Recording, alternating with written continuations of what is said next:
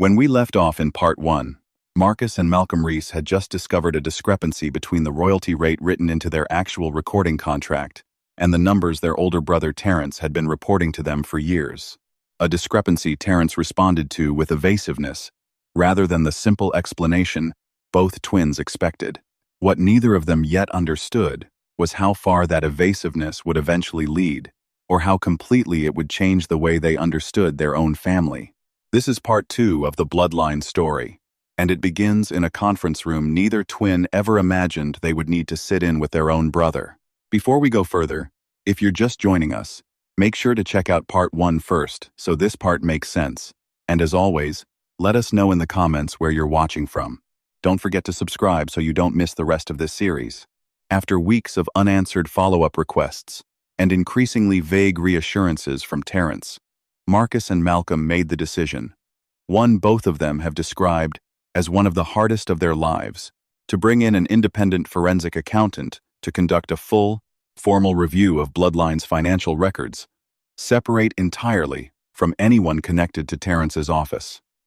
The decision was not made lightly. Malcolm has said he remembers sitting across from Marcus in a hotel room the night they finally agreed to move forward, both of them acutely aware that hiring an outside accountant to investigate their own brother's handling of their finances was a step that, once taken, could not simply be undone regardless of what the review eventually found. Marcus has described a specific moment during that conversation,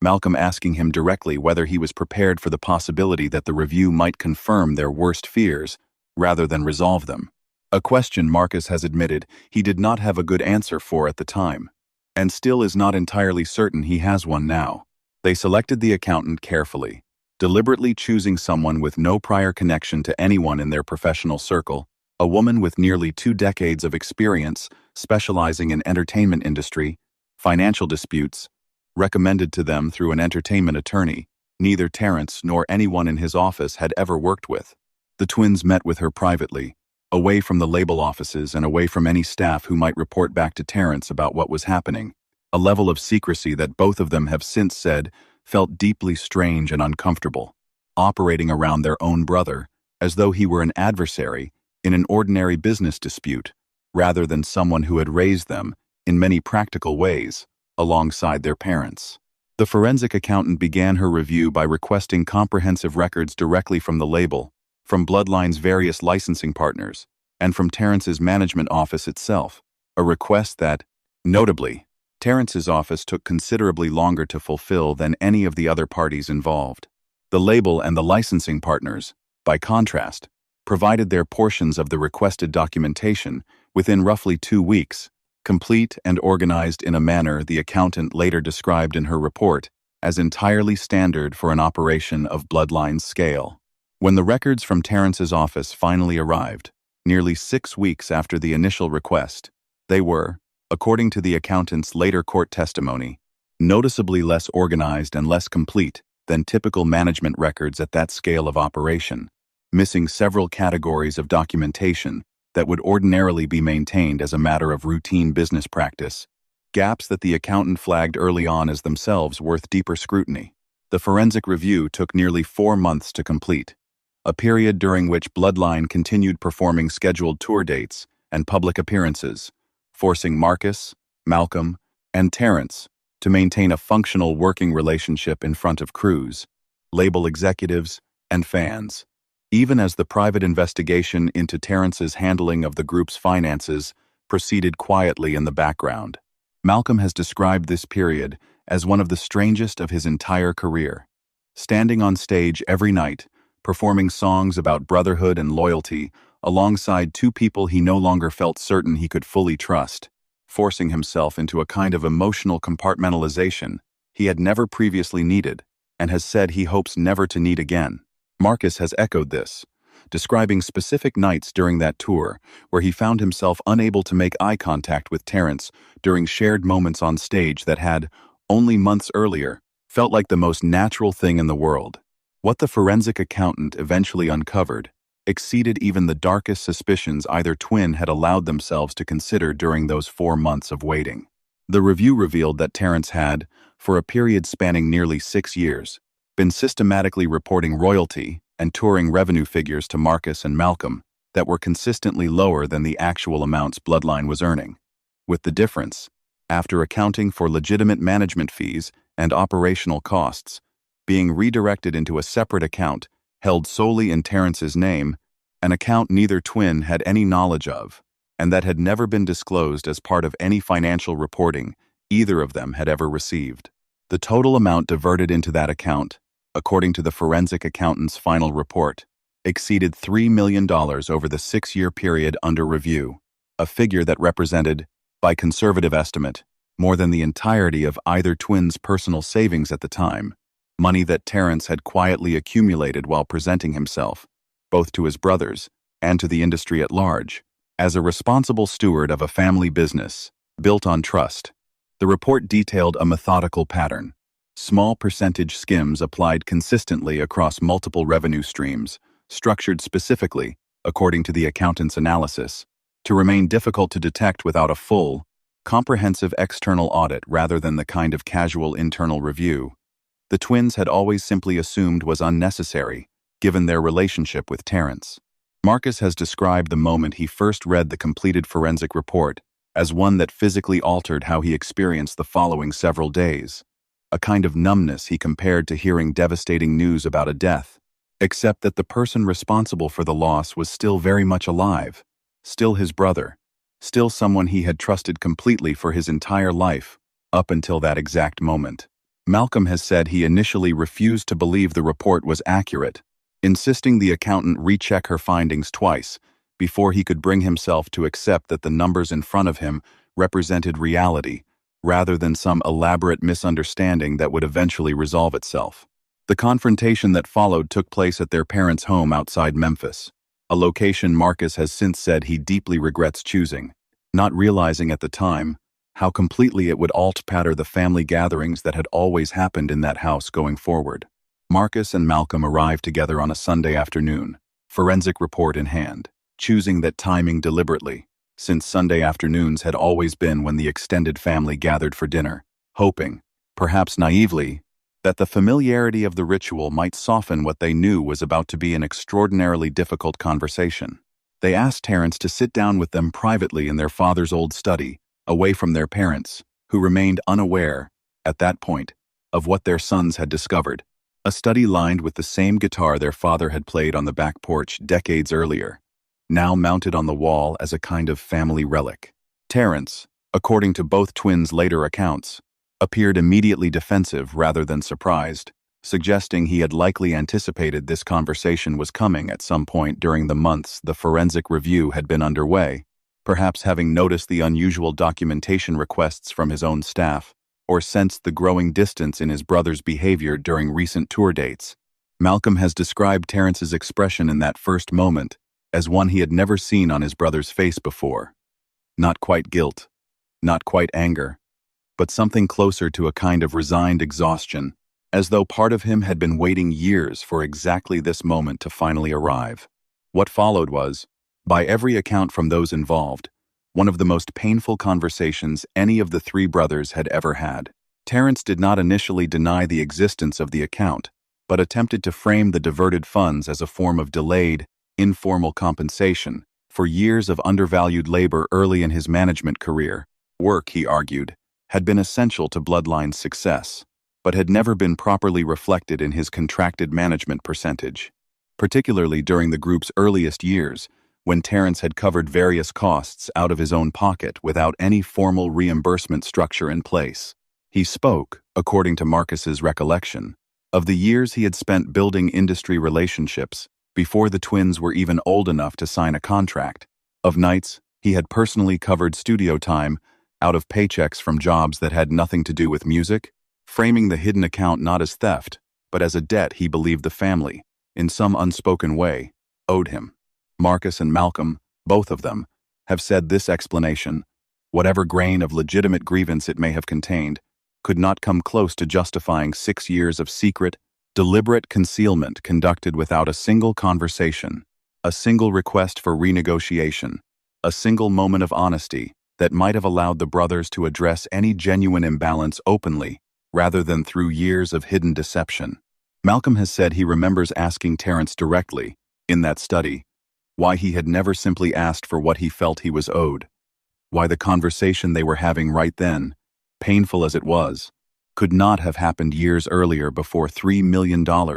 and 6 years of trust had been quietly spent instead. He has said Terence had no real answer to that question, only a long silence that, in its own way, told Malcolm everything he needed to know. The argument that followed grew loud enough that their mother eventually entered the study, drawn by raised voices she had never once heard among her sons in that house before, and what she walked into, according to Malcolm's later recollection, was a scene that visibly aged her in the span of a single conversation. Watching her 3 sons, the same 3 boys she had raised in a home built entirely around music and family, standing in her husband's study accusing each other of theft and betrayal, in terms that felt, to her, almost unrecognizable, coming from any of them. Loretta Reese has said in the rare interviews she has given since that the hardest part of that entire period was not choosing a side, since she has said she has never fully chosen one, but simply absorbing the reality that the family she believed she had built, one defined by closeness and trust above all else, had been carrying a wound this deep without her ever once suspecting it. She has described standing in the doorway of that study for what felt like several minutes before any of her sons even noticed she was there, watching them, unable to fully process what she was hearing. The label itself found the sudden restructuring of Bloodline's management a significant complication in its own right, given that all prior contractual communication and business relationships had run through Terrence's office for nearly a decade. Label executives, who had no knowledge of the underlying betrayal at the time, were informed only that the group was transitioning to new management, requiring weeks of renegotiated points of contact and updated agreements before business could proceed normally again. One senior label executive, speaking anonymously years later once fragments of the true story had begun to surface, said in hindsight there had been small signs during that transition period, an unusual formality in the twins' communications, a noticeable reluctance to discuss the change in casual conversation, that in retrospect suggested something more significant than an ordinary management shift, though nobody at the label pushed for details at the time given how private and painful the twins clearly found the subject. Depositions during the 2-year civil litigation proved to be some of the most difficult days of the entire process for everyone involved, particularly for Marcus and Malcolm, who found themselves, for the first time, having their childhood and their family's private history entered into a formal legal record, questioned by attorneys about specific memories, specific conversations, specific moments of trust extended to Terrence over the years, all of it reframed through the clinical, adversarial lens of litigation, rather than the warmth those same memories had always carried before. Malcolm has said sitting through his own deposition felt like watching someone methodically take apart his childhood, piece by piece,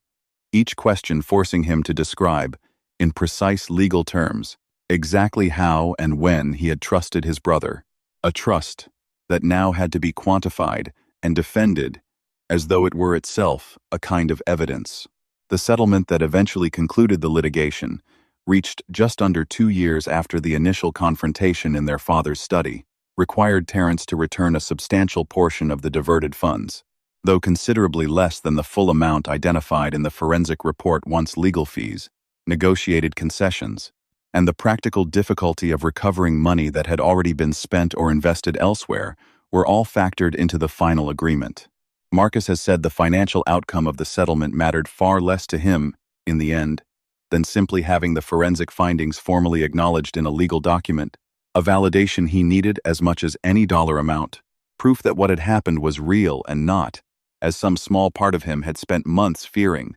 some catastrophic misunderstanding between brothers who loved each other. What became public almost immediately, however, given Bloodline's fame,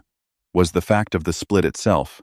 announced through a brief, carefully worded statement that cited unspecified creative and business differences, language that satisfied almost no one among fans and industry observers who had watched the trio present themselves for years as an unusually close, unusually stable family operation. The statement, drafted jointly by attorneys representing all 3 brothers as part of the broader settlement negotiations, was deliberately vague, a compromise that allowed Terrence to avoid immediate public exposure, while giving Marcus and Malcolm enough cover to explain the sudden disappearance of their longtime manager without revealing the true circumstances behind it. Speculation filled the resulting information vacuum almost immediately. Industry blogs and entertainment outlets ran competing theories within days, some suggesting creative disagreements over the direction of an upcoming album, others hinting at contract disputes with the label rather than internal family conflict. One particularly persistent rumor claiming, incorrectly, that the split stemmed from a disagreement over a potential solo project one of the twins was allegedly pursuing without the other's knowledge. A theory that gained enough traction online that Malcolm has said he had to field concerned calls from extended family members, asking if it was true. None of the speculation landed anywhere close to the actual truth, since none of the three brothers, in those early weeks, were willing to speak publicly about what had actually happened. Marcus has said the hardest part of that period was fielding sympathetic questions from fans and friends, who assumed the split was simply an unfortunate but ordinary business disagreement, forcing him to either lie by omission or reveal a family betrayal he was not yet ready to discuss with anyone outside his immediate circle. He has described specific moments, being approached by fans at restaurants, who wanted to express hope that the brothers would reconcile soon, having no idea that reconciliation, at that point, felt to Marcus like an almost impossible prospect, or being asked by journalists in scheduled interviews, meant to promote new solo material, to comment on rumors about the split, questions he learned to redirect with practiced, careful non-answers that left him feeling, each time, slightly more disconnected from the version of his own story being told publicly. Bloodline officially disbanded roughly 3 months after the confrontation in their father's study, with Marcus and Malcolm continuing to perform together as a duo under a new arrangement that excluded Terrence entirely from any business role, while pursuing solo material independently for the first time in either of their careers. The twins hired a new management team, unrelated to anyone in the family, insisting on full transparency in every financial report going forward. A level of oversight Malcolm has said felt almost excessive at first, a reflexive overcorrection born directly out of what they had just been through, but one that gradually became simply their new normal. Terrence, for his part, largely disappeared from public industry visibility in the immediate aftermath, a stark contrast to the prominent, frequently profiled manager he had been throughout Bloodline's rise, a silence that several industry observers at the time noted, without fully understanding its cause. He relocated away from Atlanta within the first year following the split, taking on smaller, lower-profile management work with independent artists in a different city, work that friends who stayed in touch with him have described as a kind of quiet penance. Terrence rebuilding a career from a much smaller foundation, this time, by every account, with scrupulous attention to financial transparency that several of his new clients later cited approvingly, unaware of the history that had made such transparency feel, to Terrence, non-negotiable going forward. What almost nobody outside the immediate family knew, in those early months following the split, was that the settlement reached in the civil litigation included a confidentiality provision, one that would later become significant in ways none of the three brothers could have anticipated at the time it was signed. The provision restricted public disclosure of the specific findings from the forensic accounting review, allowing Terrence to avoid the kind of public reputational collapse that full disclosure of a $3 million diversion scheme might otherwise have caused, a decision Marcus and Malcolm have both since described, with considerable hindsight, as one driven primarily by their mother's pleading, her hope that containing the story privately might eventually allow some version of the family relationship to be rebuilt once enough time had passed. Loretta had asked her sons directly, during one of the few conversations she had with both twins together during that period, whether burying Terrence's career entirely alongside the truth was really the outcome any of them wanted. A question that, however painful, ultimately shaped the terms both sides agreed to. That hope, fragile as it was, did not disappear entirely in the years that followed. Even amid the very public, very real fracture the betrayal had caused, Marcus and Malcolm continued performing as a duo, eventually releasing what would become one of the most emotionally raw albums of their career, one that fans and critics alike noted carried a noticeably different tone than anything Bloodline had released before, though few outside the family understood exactly why. The album, recorded largely in the 18 months immediately following the split, contained songs neither twin has ever fully explained in public interviews. Tracks about trust, about the particular loneliness of being betrayed by someone who was supposed to be permanent, that longtime fans have since reinterpreted entirely. Once fragments of the true story eventually became known years later. Malcolm has said the process of writing during that period functioned as a kind of therapy.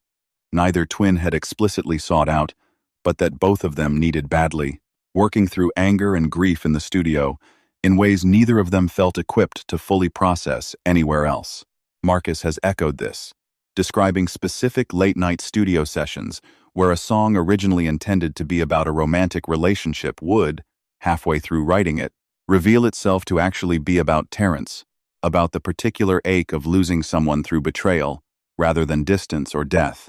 A distinction, Marcus has said, took him years to fully articulate, even to himself. The twins' relationship with their parents shifted noticeably during this period as well. Otis and Loretta Reese found themselves navigating an entirely new kind of family dynamic, one where holidays and gatherings now required careful advance planning to avoid Terrence and the twins being in the same room before either side felt ready. A logistical and emotional burden that fell disproportionately on Loretta, who continued reaching out to Terrence privately, even as she remained close with Marcus and Malcolm, refusing, in her words, to treat any of her sons as permanently lost to her regardless of what had happened between them. Terrence, during these same years, rebuilt his career slowly and deliberately from a much smaller foundation, taking on independent artists who had no connection to his family's fame, work that colleagues from this period describe as noticeably more hands-on and transparent than industry norms typically required. A shift, several of them attributed, without knowing the full story, to Terrence simply having matured as a manager. He maintained sporadic, careful contact with his parents throughout this period, phone calls that Loretta has described as some of the most honest conversations she ever had with her eldest son, conversations where Terrence, for the first time in his adult life, spoke openly about insecurities he had carried since childhood, always slightly overshadowed by two younger brothers whose talent had seemed, from a very early age, effortless in a way his own ambitions never quite matched. Neither Marcus nor Malcolm initiated contact with Terrence during those first several years following the split, and Terrence, by every account, made no attempt to reach out to either of them directly either, respecting a boundary that none of the three brothers ever explicitly stated, but that all of them seemed to understand without needing to discuss it. It was, by Malcolm's later description, less an active feud than a kind of prolonged, quiet mourning. Three brothers grieving a version of their family that no longer existed, none of them certain whether anything resembling it could ever be rebuilt, or whether attempting to rebuild it might simply invite the same pain all over again. Marcus has said that during the quietest stretch of those years, somewhere around the 4th anniversary of the split, he found himself, almost involuntarily, drafting a text message to Terrence he never sent, a short, simple message asking how he was doing, nothing more. Deleted before it was ever sent, not out of anger, but out of a genuine uncertainty about whether reopening any line of communication would help either of them, or simply reopen a wound that had only just begun, after years, to feel survivable. He has said he thinks about that unsent message often, wondering whether things might have unfolded differently, whether the eventual reunion might have looked less fragile, had he found the courage to send it years before circumstances eventually forced the three of them back together anyway. It would take nearly 6 years, and a specific, deeply personal family event neither twin saw coming, before Marcus, Malcolm, and Terrence would find themselves in the same room again, let alone consider the possibility of standing on the same stage. What finally brought three brothers back together after a betrayal this deep, and whether that reunion could survive contact with the very same temptation that had destroyed their family the first time, is where part 3 of this story begins. Do you think 6 years was enough time for genuine forgiveness, or simply enough time for old wounds to feel distant enough to risk reopening? Let us know what you think in the comments, and subscribe so you don't miss part 3, where Bloodline attempts something almost nobody in the industry believed was still possible.